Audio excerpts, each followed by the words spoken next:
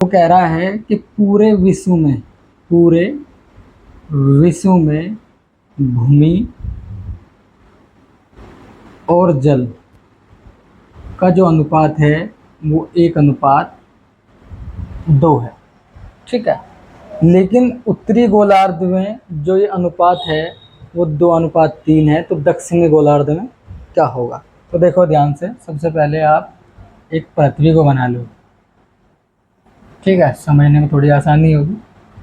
तो पृथ्वी पे आपने देखा होगा, यहाँ पे उत्तरी गोलार्ध होता है और एक होता है दक्षिणी गोलार्ध। ठीक है, अब उत्तरी गोलार्ध में जो ये अनुपात है वो 2:3 है। वो कह रहा है कि दक्षिणी गोलार्ध में बताइए कितना होगा। ठीक है, अब देखो, पूरे विश्व में जो भूमि है वो 1 है और जल है 2। उत्तरी गोलार्ध में ये 2 और 3 है।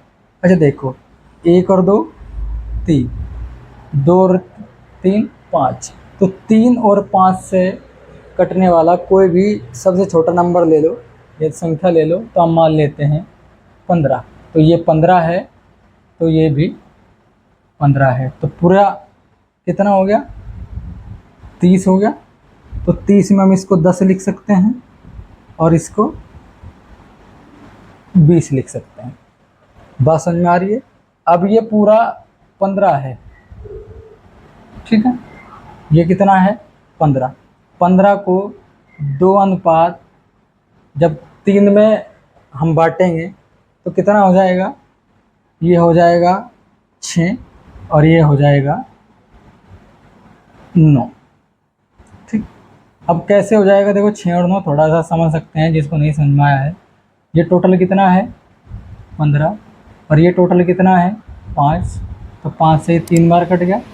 3 ही गुणा इसमें करेंगे तो ये 6 आ जाएगा, और 3 ही गुणा इसमें करेंगे तो ये 9 आ जाएगा। अब देखो ध्यान से, ये उत्तरी गोलार्ध हो गया। अब हमें चाहिए दक्षिणी गोलार्ध। तो दक्षिणी गोलार्ध के लिए हम क्या करेंगे? टोटल में से उत्तरी गोलार्ध घटा देंगे। तो 10 में से 6 गया 4 और 20 में से 9 गया 11। ये इसका आंसर हो जाता है। ठीक है, काफ़ी